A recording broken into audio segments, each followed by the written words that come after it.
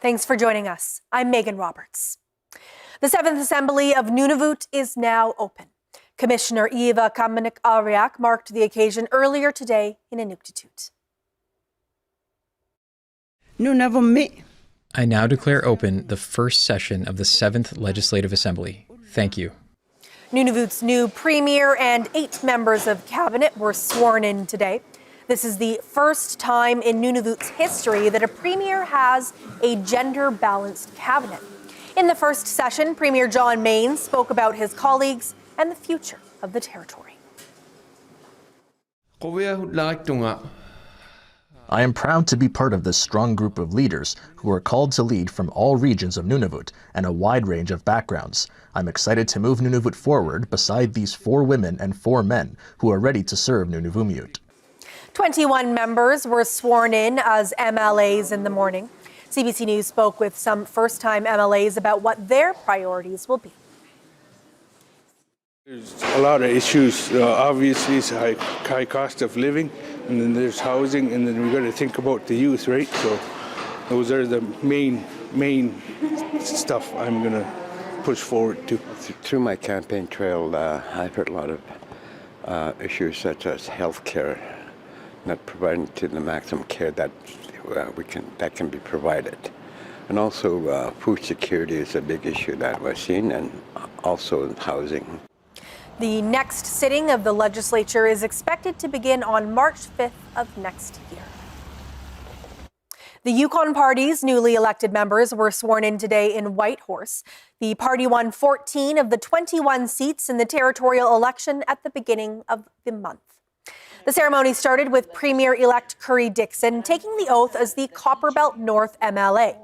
Dixon has been representing the electoral district since 2021. In fact, all Yukon Party MLAs who ran for re-election this time held on to their seats, including former cabinet ministers Brad Cathers, Scott Kent, and Wade Eschenko. Yvonne Clark also held on to a seat. She now represents a new riding, Whistle Bend North. According to a press release, Clark will be nominated as Speaker of the 36th Yukon Legislative Assembly. If appointed, she would become the first Filipina Speaker in Canadian parliamentary history.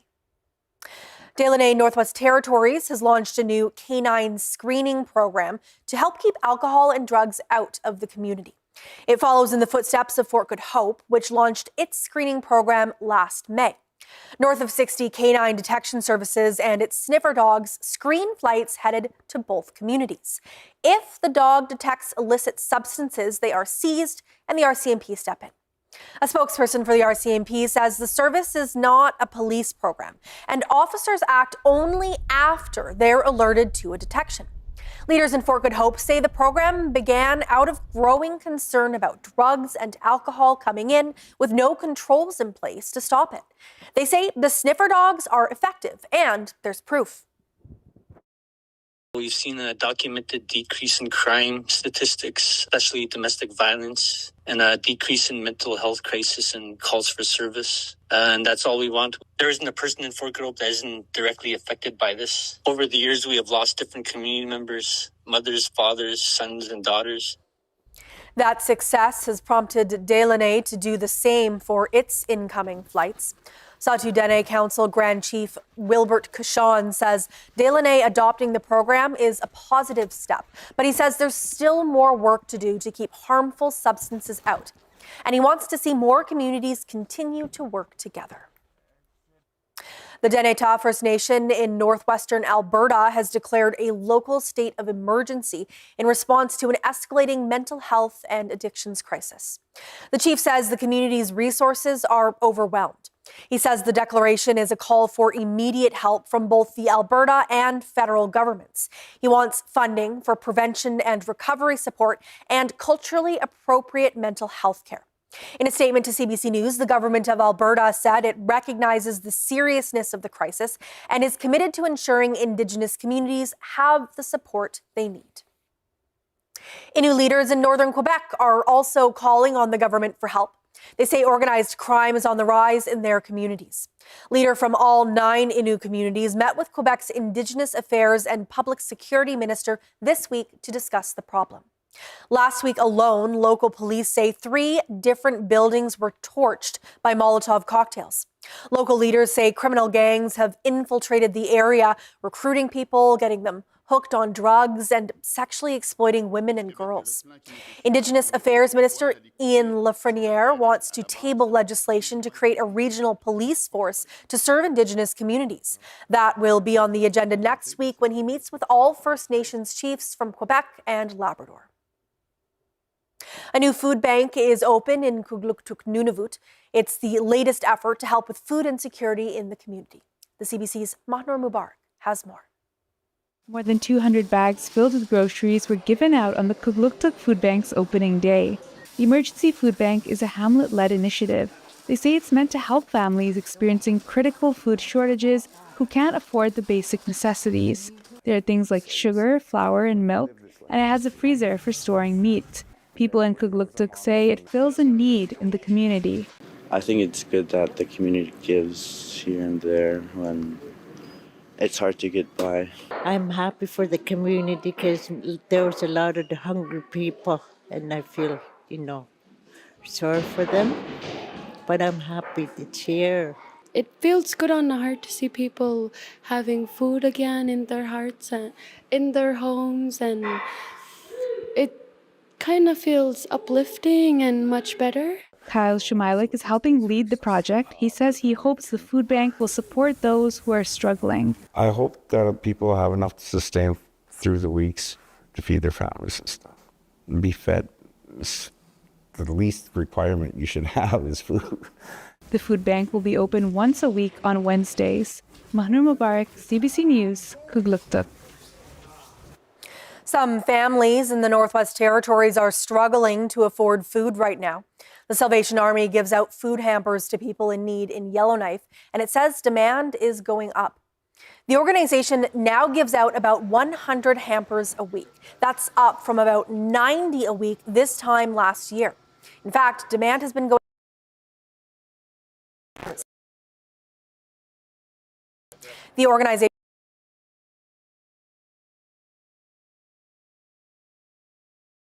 bills certainly go. Are already struggling throughout the year just to pay their bills and just to barely make it. When we hit the 5 or 6 months of really cold weather up here, it puts them behind. Burchett expects that demand will only go up as the holiday season begins. In Nunavut, questions are swirling about what's next for Iqaluit's Elder Van pilot project. It ran throughout October with the goal of helping elders get around the city. One of the organizations running the vans is Northern Future Skills Development. Its executive director says the project was successful. She says there were 50 to 100 calls a day for rides.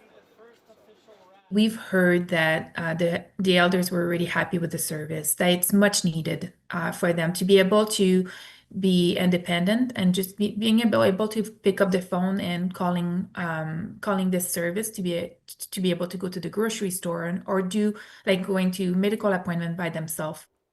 Nunavut's new premier, John Main, says he wants to continue the program. And Boulay says she's planning to meet with the new government to discuss funding. She says it would cost $700,000 per year per community to run the van 7 days a week. She says she's hoping that funding is secured and the van will be operational in the spring. Many Northwest Territories residents rely on medical travel to Alberta for certain treatments. Now, big changes could be coming to the province's healthcare system.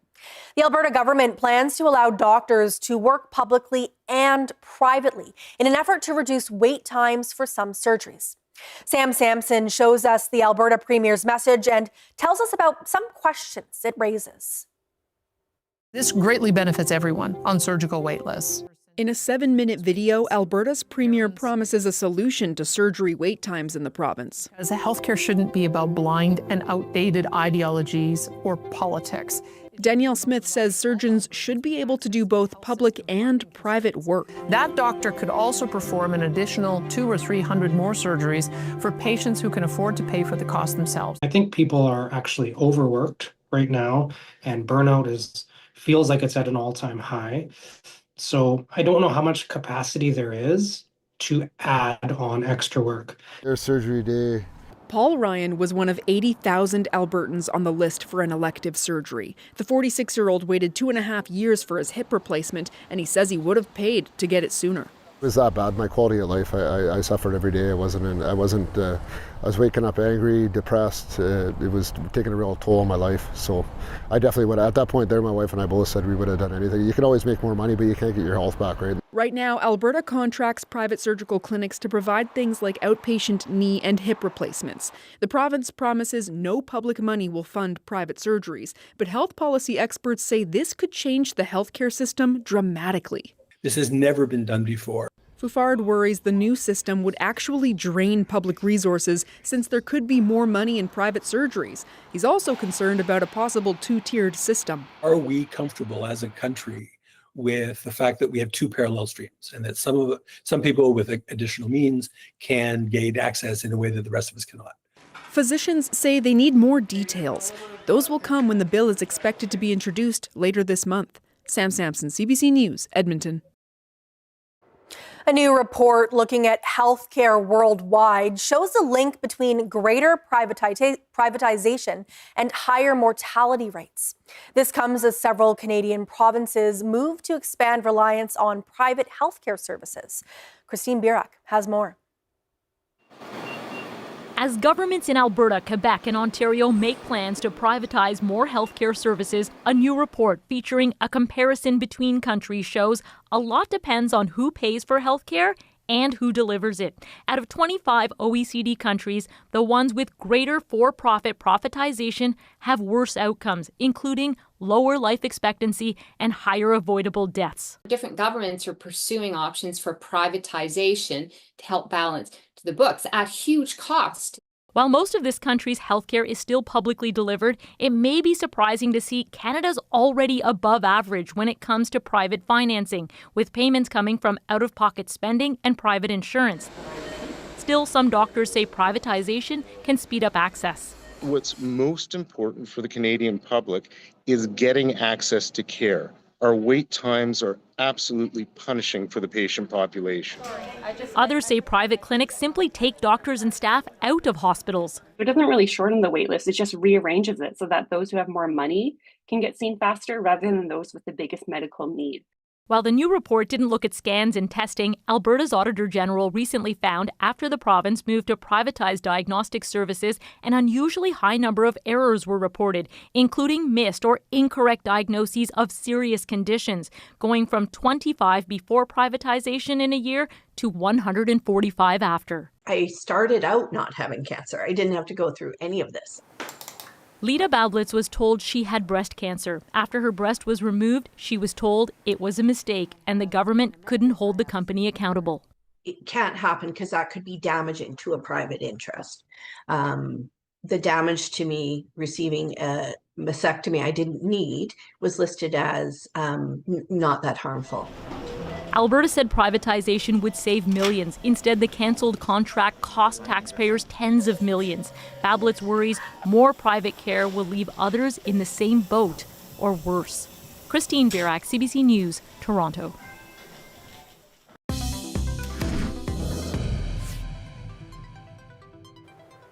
The Inuit-Naktun language is at risk. Inuit-Naktun is spoken in Western Nunavut and northeastern Northwest Territories. Only a few hundred people declare it as their mother tongue in Canada. Mahnor Mubarak is back now with more on how residents in Kugluktuk, Nunavut are working to keep the language alive. Lacey Adamak is a 12-year-old student learning Inuit-Naktun at the Kugluktuk High School. She says she wants to grow up and possibly teach it one day. I feel really great about it because then I'm learning another part of my culture. Rita Pigalak is an Inuit-Naktun teacher at the school. She's from Kugluktuk, but later moved to Yellowknife. In a dream, she says she saw her sister, Mili Kuliktana, an advocate for Inuit-Naktun who also taught the language, tell her to go back to Kugluktuk and teach the language, and that's exactly what she did. Our language is very unique and we gotta try keep it alive because it's our identity from our little region in this world. Kitikmeot Heritage Society also works to preserve Inuit Naktun, and it launched an Inuit Naktun dictionary app to help. Emily Angulalik is its executive director. She says the language is at risk of dying. Data from a Stats Canada census in 2021 says that only 500 people claim Inuit Naktun as their mother tongue in the country. Angulalik says she believes only 200 to 300 can speak it fluently in the Kitikmeot region. I feel we have to do more to, save our language and continue to, encourage, people that, Inuit Naktun is our inheritance. It's our language. But she says there's still hope for revival, and Lacey at the school is part of that. She feels good improving her Inuit Naktun. Very joyful and very proud. Mahnur Mubarak, CBC News, Kugluktuk.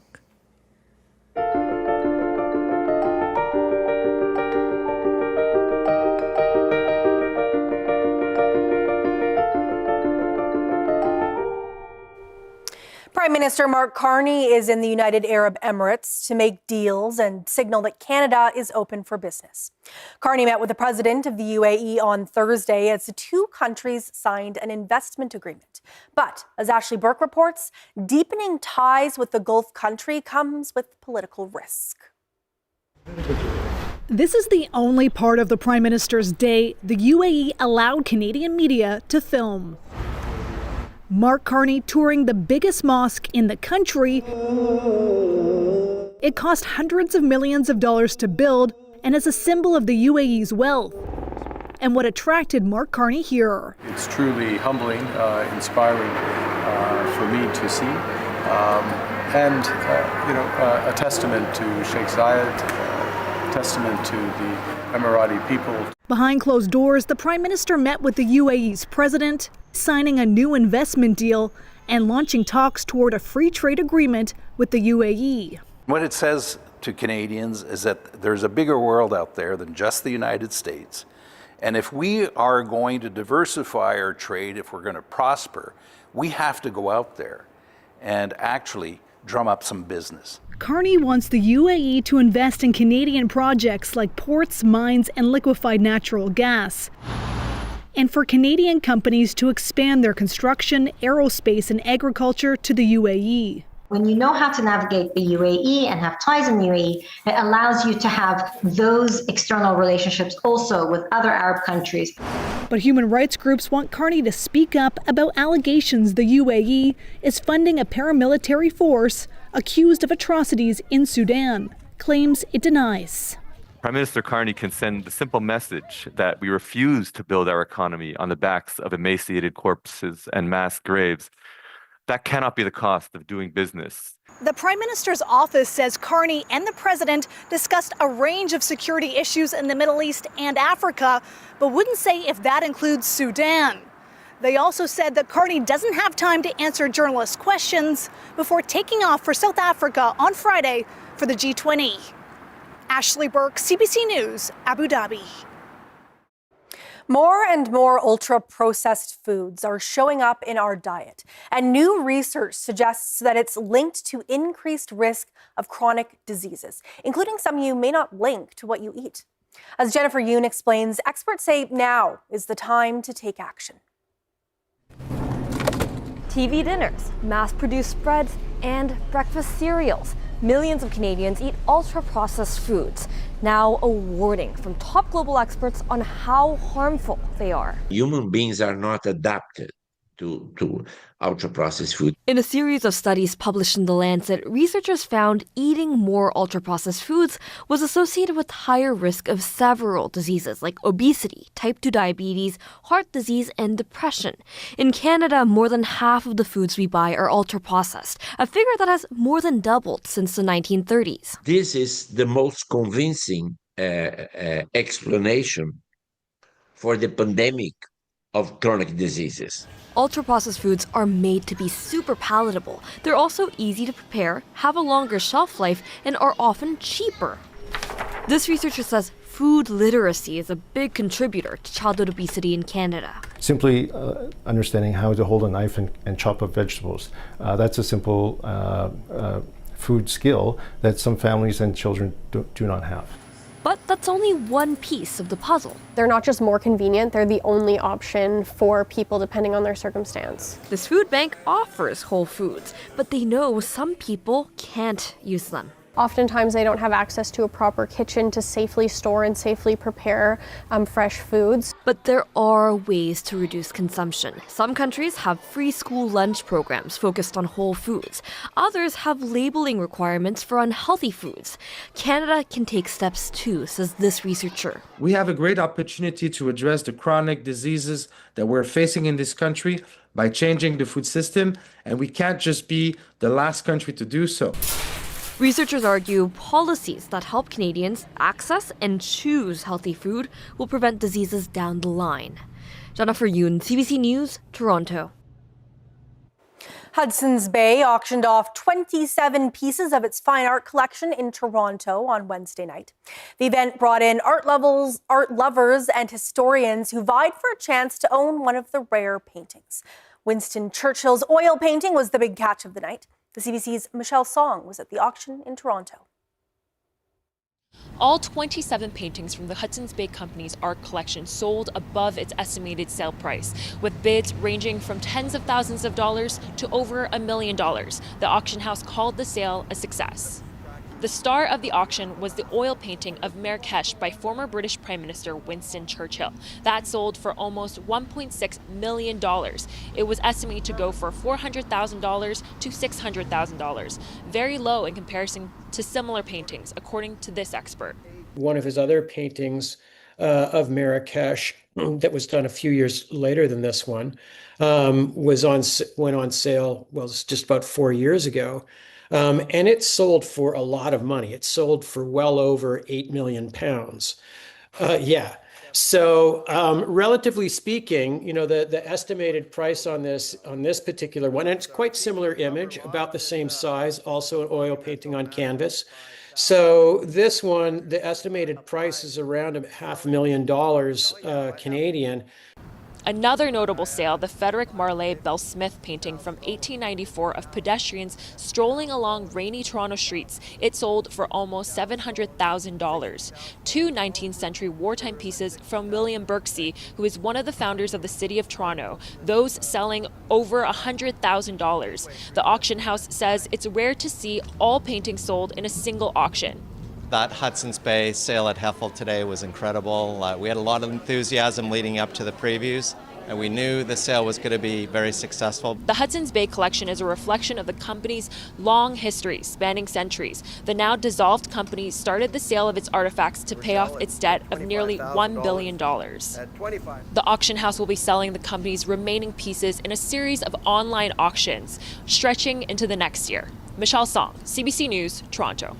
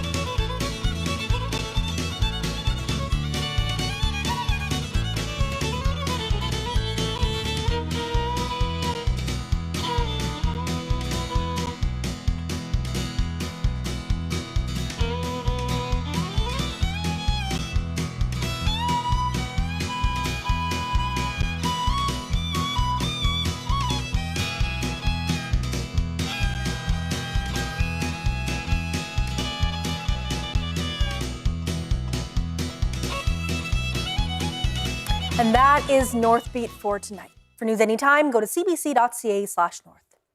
Thank you for watching. We leave you tonight with more from today's swearing-in ceremony in Nunavut. I'm Megan Roberts. Have a good night.